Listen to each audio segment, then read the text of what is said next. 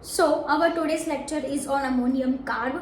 Ammonium carb smelling salt से बनता है, वो कहाँ कौन से स्फीयर पे एक्ट करता है। तो अमोनियम कार्ब का सबसे मेन एक्शन है वो है ब्लड पे, जो ब्लड को डिसऑर्गेनाइज करता है, जिसकी वजह से ऑक्सीजन की कमी होती है, ऑक्सीजन कैरिंग कैपेसिटी कम हो जाती है, इसकी वजह से पेशेंट डीऑक्सीजनेटेड होते हैं। ये कैसे, वो आगे हम डिटेल में पढ़ेंगे।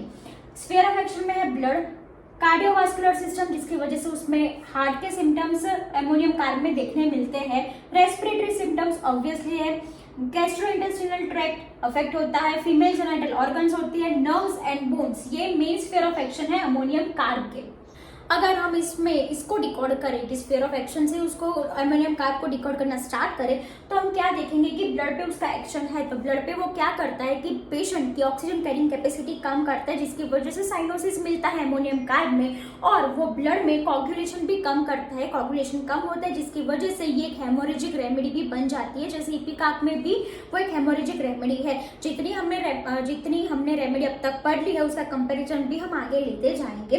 तो ये एक हेमरेजिक रेमेडी होगी, उसमें ब्लड कोगुलेट नहीं होता है, जिसकी वजह से उसमें ज्यादा मेंस्ट्रुएशन होता है, मेट्रोरेजिया होता है, और इसका कोरिलेशन यहाँ पे भी हो गया कि फीमेल जेनिटल ऑर्गन्स में भी इसका स्फीयर ऑफ एक्शन है। और वो गैस्ट्रोइंटेस्टिनल ट्रैक्ट, रेस्पिरेटरी में इरिटेशन करता है, जिसकी वजह से कॉलेरा लाइक सिम्टम्स होते हैं बिफोर मेंस्ट्रुएशन, ये भी देखने मिलता है। नर्व्स में एक्शन है, नर्व्स इरिटेट्स करता है, जिसकी वजह से हार्ट के सिम्टम्स भी हमें मिलते हैं। सो कार्डियोवास्कुलर सिस्टम भी वहां पे आ गया है। अब what is constitution of ammonium carb के, एमोनियम कार्ब के पेशेंट को हम तुरंत ही कैसे पहचानेंगे। तो एमोनियम कार्ब की जो फीमेल होती है वो फैट होती है, स्टाउट होती है, वो सेडेंटरी लाइफ जीने वाली होती है, उससे अनहेल्दी हैबिट्स होती है, उसके अपीयरेंस भी अनहेल्दी होते हैं, वो सेडेंटरी लाइफ जीती है, उसको कॉलर लाइक सिम्टम्स होते हैं बिफोर अपीयरिंग ऑफ मेंसेस होता है, और मेंसेस भी विकेरियस होता है, उसको ज्यादा मेंसेस आते हैं, और जो फीमेल्स में very sensitive to cold air है। नाउ उसके modalities, aggravation and ameliorating modalities, तो उसको तकलीफ किस चीज से होती है। सबसे पहली चीज जो हमने कॉन्स्टिट्यूशन में ही देखा कि उसको कोल्ड से तकलीफ होती है, तो aggravation by the cold, damp cold, और हमने जो एल्यूमिना में देखा कि डैम्प से उसको रिलीफ मिलती थी, और इसमें एग्रावेशन बाय डैम्प है 3 to 4 AM, जैसे कि काली कार्ब में भी होता है, वैसे ही अमोनियम कार्ब में भी है 3 to 4 AM मेंसेस, जैसे मेंसेस में भी देखा कि मेंसेस के पहले उसको कोलेरा लाइक सिम्टम्स होते हैं। एमुलरेशन बाय क्या होता है, तो प्रेशर से एमुलरेशन होता है। दूसरी मेडिसिन जिसको प्रेशर से एमुलरेशन है वो है ब्रायोनिया। लाइंग ऑन एब्डोमेन से उसको अच्छा लगता है, लाइंग ऑन राइट साइड उनको अच्छा लगता है, ड्राई वेदर से उसको अच्छा लगता है। सो अमोनियम कार्ब कैसे हम फाइंड आउट करें कि वो एकदम मोटी सी फीमेल होगी, उसकी अनहेल्दी हैबिट्स होगी, उसका कोल्ड से एग्रावेशन होगा, मेंसेस में कॉलेरा लाइक, मेंसेस के बिफोर उसको कॉलेरा लाइक सिम्टम्स होंगे, और ब्लड के सिम्टम्स होंगे, वो हेमरेजिक रेमेडी है, एग्रावेशन बाय कोल्ड होगा, डैम्प वेदर से एग्रावेशन होगा। 3 to 4 AM में अगर उसको 3 to 4 AM में कफिंग हो, आई हैड अ पेशेंट की काली कार्ब मैंने दी थी, उसको सिर्फ मुझे यही सिम्टम्स मिला था कि जैसे ही 4 बजते कफिंग स्टार्ट हो जाता है, वो भी फैट लेडी थी, ड्रेंचिंग स्पाइट था, उसको kali carb I had not work, so I had given ammonium carb and found a relief in such. ठीक, अब हम इसमें अमोनिया में कौन से की सिम्टम्स देख सकते हैं। पहले हमने देखा कि उसका स्फीयर ऑफ एक्शन कहाँ पे है, तो वो सेंट्रल वास्कुलर सिस्टम पे है, उसका ब्लड पे है, उसका फीमेल सेक्सुअल ऑर्गन्स पे है।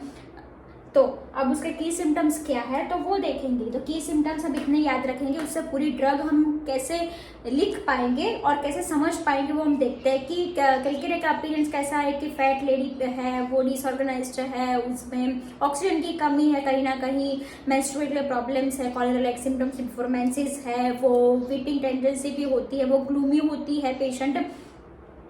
और की सिम्टम्स क्या है, तो एक राइट साइडेड रेमेडी है, पर उसकी कॉन्ट्राडिक्टरी में हम ये देखेंगे उसको एपिस्टेक्सिस है, उसकी जो एपिस्टेक्सिस है वो लेफ्ट नॉस्ट्रिल में होती है, एपिस्टेक्सिस को लेफ्ट नॉस्ट्रिल में होता है, and epistaxis in morning while washing the face.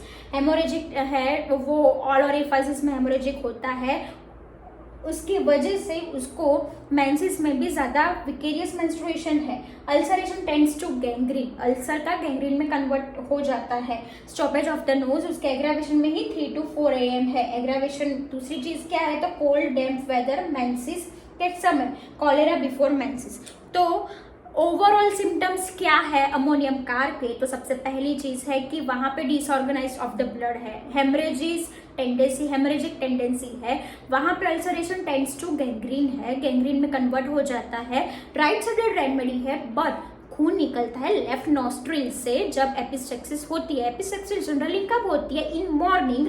और कफिंग के टाइम क्या है कि उसका एग्रावेटेड में मोडालिटीज क्या है कि 3 to 4 AM, वो भी इन मॉर्निंग है। और रात को नाक बंद हो जाता है, नाक बंद हो जाता है बिकॉज ऑफ एडेनॉइड्स। तो नोज के एडेनॉइड्स में भी अमोनियम कार्ब बहुत ही अच्छी रेमेडी है। पर्सनली यूज एडेनॉइड्स जब रात को पेशेंट ये बोलते हैं कि जैसे ही रात को मैं सोऊं और ये बंद हो जाता है, सुबह उठ के कफिंग स्टार्ट हो जाती है, कोराइजा स्टार्ट हो जाता है, then the best remedy is ammonium carb. ये की सिम्टम्स पर से ही हम सारी पूरी ड्रग कैसे लिख पाएंगे, पर्टिकुलर्स कैसे फाइंड कर पाएंगे।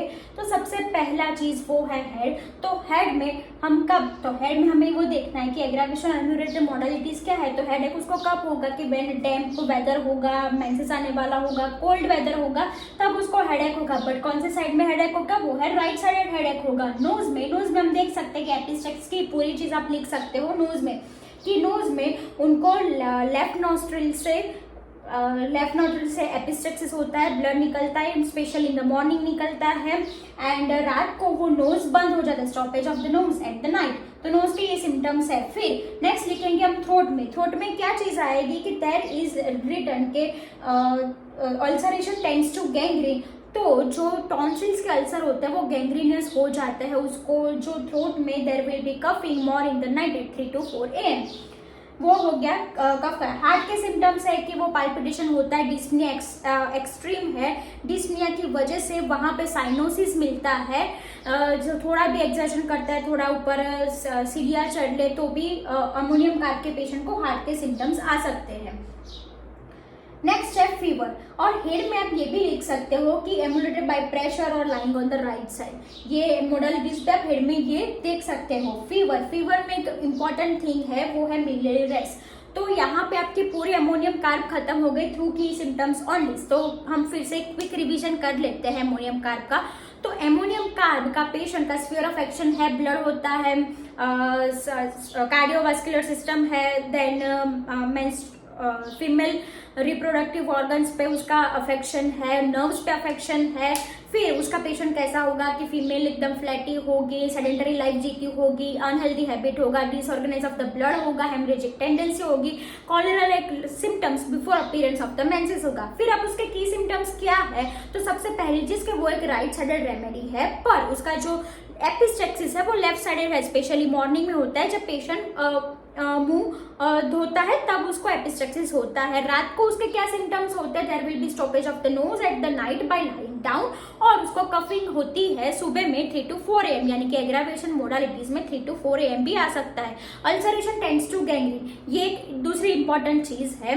नेक्स्ट है कि cholera before commencement of the menses, cholera like symptoms before menses. Aggravation modalities है, कोल्ड है, डैम्प वेदर है, मेंसेस है, एम्यूलरेशन में lying on right side and by the pressure.